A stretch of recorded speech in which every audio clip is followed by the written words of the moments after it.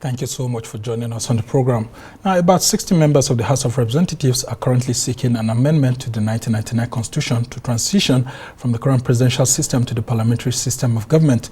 Led by a lawmaker representing Lagos State under the All Progressives Congress, Wally Raji, the lawmakers identified the need for reducing the cost of governance, better representation of the people, and robust policy debates, among others, as some of the reasons for demanding a return to the parliamentary system. The lawmakers, drawn from different party affiliations, anchored their positions on the need to adopt a parliamentary system at the federal, state, and local government levels. Addressing a press conference at the National Assembly complex, the spokesman for the sponsors and members representing Kebbe, Tambuwal Constituency of Sokoto State, Abdulsamad Dasuki, said that when passed, it will significantly impact on the national political landscape tremendously. Let's listen. Despite several alterations to the Constitution to address the shortcomings of a system that has denied the nation the opportunity of attaining its full potentials, among these imperfections are the high cost of governance, leaving fewer resources for crucial areas like infrastructure, education, and healthcare, and consequently hindering the nation's development progress, and the excessive powers vested in members of the executive who are appointees and not directly accountable to the people. The bills that were presented today for the first reading seek a return to the system of government adopted by our fathers, which made governance accountable, responsible, and responsive. We expect that the process may not necessarily terminate with the current administration. In actual fact, we expect that it will even go beyond 2027. But what is important is that we have set the ball rolling. And so it may go as far as the actual commencement may even be 2031. Well, and for some cheering news just in now, Pan-Yoruba Socio-Cultural Group Afenifere has backed the 60 members of the House of Representatives over the return to parliamentary democracy, saying that this actually fits in line with the 1963 Constitution that they have been canvassing for Nigeria to return to. Well, I'm now being joined right now by the member representing Kebbe, Tambuwal Constituency of Sokoto State in the House of Representatives, and who is also the spokesman of the House of Reps members presenting the bill, Abdulsamad Dasuki. Thank you so much, Honorable, for joining us. Thank you very much, Sonia. Yes, so what makes this bill different from that of 2018, when about 71 members of the House of Representatives also stood up to actually canvass for this until, it just faded away? In 2018, it didn't fade away. If you recall, the process was started in December in 2018, which was just about a few months to the general elections. And after the general election, some of us that are part of that bill couldn't make it back to the National Assembly then. And somehow, somewhere, it didn't come up in the 9th Assembly. But a good number of us that were there in the 8th Assembly, and by God's grace are together in the 10th Assembly, we started the process. Immediately we got sworn in and started putting acts together to see how we can come up with this. But due to the litigations all over, we decided to be working on the ground to have these bills ready while all litigations were waiting to make sure that we terminate litigations. And like you could see, by January, all litigations were over. The inconclusive elections were over. And by February, we have decided to bring this debate because we believe this is what is most important to Nigerian people at this point in time. Yeah, and you say it's actually a bipartisan group of lawmakers that are pursuing this. Can you just give us an insight into the composition of the 60 lawmakers? Well, we have representatives from all parties, from all regions. I think from all the 6 geopolitical zones, we have representatives. In this bill, we have members. From all parties, we have members that are part of the sponsors in this bill. And in the last couple of days, more members are calling to be part of this all-important bill. Yeah, and people are also beginning to ask if you've really taken a critical look at this parliamentary proposal that you're bringing in place, considering what happened between 1960 and 1966, the Independence Constitution. But prior to then, we had the Little Constitution of 1954, which we had practiced this democracy, parliamentary democracy, before we got to independence, and people were beginning to see the flaws of the system. Parties were becoming regional, and then getting to form a coalition government becomes difficult because one party can't form government at the center. And then, of course, you could see what happened in 1966. Have you taken a critical look at how parliamentary system of government can create instability in government? I think these are part of the things that we looked at. And most importantly, what I will have to ask you, or what we have to tell Nigerians, is between 1999 to date, every year, every election, we say last is better than this. So if we all agree, unanimously as a nation, we believe there's something fundamentally wrong. Yes, we had a stretch of military rule, but the very few years that we've practiced the parliamentary system, like me, that I'm coming from the northern part of the country, till today, we are proud of Sir Ahmadu Bello. If you go to the southwest, it's the same thing. So they were the founding fathers. They were the ones that laid the foundation for what we are enjoying today. Since after that First Republic, till date, we are struggling. I'm sorry to say, but we are all talking, nobody will have thought a time will come in Nigeria that we will say President Jonathan 100 times better than President Buhari. Yeah, the individuals are good, but there's something fundamentally wrong with the system. You and I, we know there's something fundamentally wrong. For example, the foundation of our democracy is where? From the local government. But what is happening in the local government? If you look at the current constitution, vis-a-vis the way the local governments are being run in the states. So if we have a shaky, faulty foundation, how can we move forward? Everybody is complaining. There are different categories of restructure, let's change. But the fundamental thing is that the system has some issues, fundamental issues, which we have to look at and which we are looking at. By God's grace, we are saddled with the responsibility of making good governance, laws to govern our people. And that's what we are doing. And there is no better time to start that discussion than now. We believe that in the next couple of days, like you have seen, the moment we started this on Wednesday, a good number of Nigerians are coming out to say this is the way forward. And the government, or what we are practicing, is why we are in the crisis we are facing today. The leaders are far away. The governors, the president, you cannot discuss with them. But in the parliamentary system, like I've said in the First Republic, see what happens. We sit down together with the leaders. They determine what is supposed to be done, and it's implemented after being determined. Ministers have to be elected. Once you are elected, then when you come to the parliament, that's when you become a minister. Because you know what your people desire. You know what they want. Unlike what we are practicing now, a good number of the ministers, with due respect to where they're coming from, don't know what even the people want. And that's why you can see sometimes there's always clash between them and the National Assembly, because we know what the people want. So I believe, or strongly with my colleagues, we believe there's something fundamentally wrong. And the solution, we are not saying we have the best of the best solutions, but we know to move forward, at least we have an idea of where we are coming from as a nation.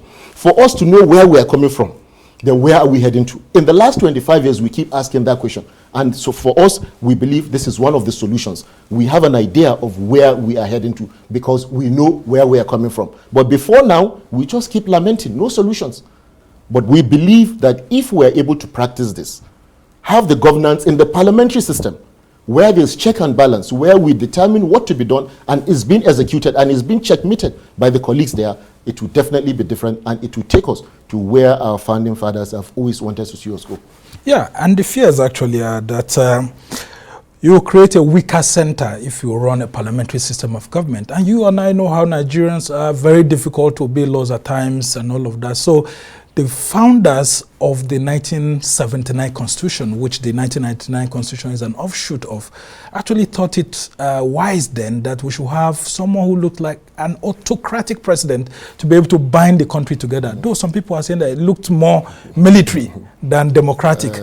Don't you think that we may fall back to that situation whereby there's a weaker center where you have a Tafawa Balewa, for example, receiving instruction from Ahmadu Bello in Kaduna, who's a regional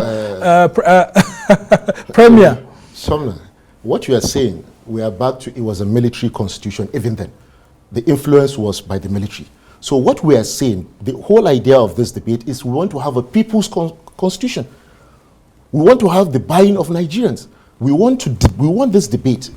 We want it to be across all strata of life. We want the civil society organizations, we want the religious leaders, we want the traditional leaders, we want the political leaders, just like you've rightly said. One of the regional bloc has said that this is the way forward. They are not the only ones. Even amongst us here, there are some leaders that are already reaching out. They are saying, look, this we believe is the solution going forward. So what you have said, these are military constitutions. For once, we want to discuss. Let's have a consensus. Let's have a constitution of the Nigerian people for the Nigerian people. That's why if you look at the constitution, you say we the people, we the people. That's why we have started this discussion, because we want we the people's constitution. Yeah, and if you have a weaker center, it may actually betray the foundations of the country. That's what some of the people who are opposed to this are saying. That parliamentary democracy haven't seen what we did with it in 10 years when we practiced it, created a weaker center and stronger regions. How do you react to that? Well, if you look at, if you say a weaker center, we have to define what you call weak, because these are things that we are discussing. If we look at it, yes, we all believe we need to shed weight in the center now. And that is what we're asking for. There are so many things that we believe shouldn't be with the center, a lot of them. There are a few things that the center should concentrate with and coordinate. So it's part of the discussions we are bringing before Nigeria or before Nigerians. So as far as we are concerned, is that what we are doing is not only helping the grassroots or the foundation of making our people or our democracy sustainable and for our people to benefit from this democracy. But as of today, the outcry is too much and something has to be done. And we believe this is one of the solutions to virtually all the problems we are facing as a nation. And one of the criticism we have also is that the National Assembly has also contributed to the failure of the presidential system of government, because you don't do your oversight very well and you fail to checkmate the executive. So if we go into a parliamentary system of government, how are we sure that the parliament will live up to its constitutional responsibility? You see, here we are talking of how leaders emerge. It's part of the things we have to look at. The emergence of the leaders, it has to be looked into. And if we have a system that leaders in most cases emerge the way they do, we'll keep having the same problem. But where you go to the parliament or you go and get elected to the parliament and your people know this is what you are here to do, I assure you there is no constituency that will not be struggling to get its best to represent it in the parliament. So emergence of leaders is one of the problems that we're facing today. So with the parliamentary system, we expect it to checkmate all this and give us the best to come and lead us. And Honorable Member, you understand that in a parliamentary system of government, you could just get someone elected, for example, in Yenagoa, a very small constituency, or you go to maybe somewhere like Oka, or you go to maybe somewhere like, including Abuja here, Abaji. So someone gets elected from a small constituency and then becomes the prime minister when he hasn't canvassed for votes across the country. And so he or she may have a very low knowledge of the entire country he or she is supposed to actually govern. And so people are saying, isn't it time for you to actually take a critical look at that you may be bringing up someone who may not have a proper understanding of the country through a parliamentary system? Well, if you look at it, he is being elected there by a representative of Nigerians, majority. So if they believe he has the capacity and what it takes to take us to the promised land, so be it. Because in the parliament, you are elected by parliamentarians who are elected by Nigerians. Yeah. And you are being elected because people believe you have what it takes to represent them. So when you go there, you brainstorm. So if wherever you come from, whichever part of the country, if you have the capacity to drive us forward, come and lead us. Yeah. And if you are not able to live up to expectations, go back to your parliament seat and we bring somebody who has what it takes to take us to the promised land. And that's the challenge, that in parliamentary government, you can always be holding elections and then you have an instability and then parties are unable to build coalitions and that destabilizes government. How would ours be a bit different? Well, like I mentioned to you, once we are able to start getting the leadership right, I believe that is going to help us, because you have like minds, majority of like minds in the parliament who believe in the interests of the nation, which of course I believe that's what we have currently in the assembly. So that is what it will ginger the best to come out. And it's the constituents at that point in time, because you want to see your own parliamentarian or your representative at the highest level. So you know what it means to get somebody at the highest level. So you have to get quality representatives. Exactly. So we have to be deliberate. We have to be deliberate. Yeah. You know, we have to plan well. If you don't plan, nobody will do it for us. And we are not looking at copying democracies. No, let's have our own homegrown democracy. That's why we want everybody to be part of this discussion. And Honorable Dasuki, you're putting a 2031 date. Well, the Afenifere disagrees with you. It says it should start in 2 years or 3 years' time. And that, we need this as if it was yesterday. How do you react? Well, I saw the statement from them that it should start in 2 or 3 years. But why we said 2013? Because we need to have phase by phase. For example, just about a week ago, we had one of the electoral amendments, which says that let's have all the elections in one day, which had the majority of parliamentarians supported it. So these are part of the things that we should have in 2027 election. We need to phase this out and have a commencement date because we don't want it to crash.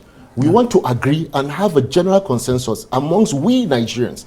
So let's believe that this is working for us and commencement date start 20, but we need to face it. That's why we are saying 2031 by God's grace. But some of the things that we are trying to amend, we want them to start as early as 2027 election. Like I said, from INEC in particular. We want to have a credible elections, hold elections in one day. We see no reason why we should be wasting hundreds of billions for 2 elections. Why? It doesn't even make sense now. Why do we have to hundreds of billions? Why 2 weeks in between? When we can do this within just 1 day. That's for presidential and governorship. Exactly. And the amount of money that we're giving INEC with regards to technology is too much. So with what they have, we expect them to have this within a few hours, within a day. So I think that's why we're saying, let's face it, and we're trying to be realistic. The best thing is to face it so that we don't have any problems in between. And that's why we said 2031. We thought about it and came up with that commencement date. Well, as we try to round off this conversation, you and I know that for you to be successful in a constitutional amendment exercise, at the moment, whether you're having an old constitution or new one, you would need 2/3 of the 36 state houses of assembly. And so the states will play a crucial role in this, especially since you're also transitioning them also, and then you said local governments inclusive. How would you be able to work with the state governors to ensure that we have the 24 required states that will back the National Assembly if this pass through in both houses to be able to birth this constitution? That is the more reason we started it very early. We need to sit down amongst ourselves and agree. We need to reach out. We need to spend time for them to understand where we are coming from and where we want to go to. Because we're in a position of authority today doesn't mean we'll be there forever. Yeah. For example, those governors that stopped the National Assembly from their state assemblies from passing the state assembly's autonomy, the majority of them ended up in the Senate. And you're looking for autonomy for the same people they denied. So, we need to even guide those that are here. We are here today, tomorrow we are not here. But it's Nigeria, it's the system. We want a system that works for everybody. And at the end of the day, we want a constitution that we can say, we the people. And that's what we are looking at. And by God's grace, the parliamentary system, we believe, is a constitution that we say, we the people. And the way we are going about it, the methodology, we make sure we reach out to everybody. Whether you agree or not, we'll sit down and make you believe that this is the best. We'll convince you. Yeah, and you've started building that consensus by visiting some elder statesmen. Yesterday you were in Kano to meet with an elder statesman. Talk to us about the reception and how's the feeling like? Fantastic. It was an excellent reception. Like you saw, your TV, I saw, covered it. He gave us his support 100%. And he said he believed Nigeria's problem, this is one of the biggest problems we have in Nigeria, going to presidential system. There was no justification whatsoever for us to move to a presidential system. So he said he's 100% in support of this, and he will rally anybody that we believe he needs to for us to achieve this. But he thinks and believes that this is the best way for Nigeria to move forward. And just before I let you go, the Afenifere also in their statement said that for this to be successful, it has to be tied to restructuring and then the 1963 Constitution. Are you thinking of having a critical look at all of that? Well, like I said, they are part of the people, their organizations. We are going to reach out to them. We'll sit down, and a lot of stakeholders. We are not having a perfect presentation, but we have inputs from all strata of life, and I believe it's going to help us have a constitution, like I said, we the people. That is what we want to achieve. Irrespective of our differences, we'll reach out to you, God willing. All right, well, we wish you all the best. The benefits of the parliamentary democracy is that, you could actually get the best from every part of the country, and there'll be lots of coalitions, consensus, and all of that. Honorable Abdulsamad, Dasuki is actually one of the spokesman of the 60 federal lawmakers who are canvassing Nigeria's return to a parliamentary system of government. And we must thank you so much for helping us to understand this. And we wish you all the best. I mean, lots of conversations. We've had the national conference and all of that, several constitutional reviews. And we just hope that Nigerians are able to accept your propositions. Thank you so much for joining us. Thank you.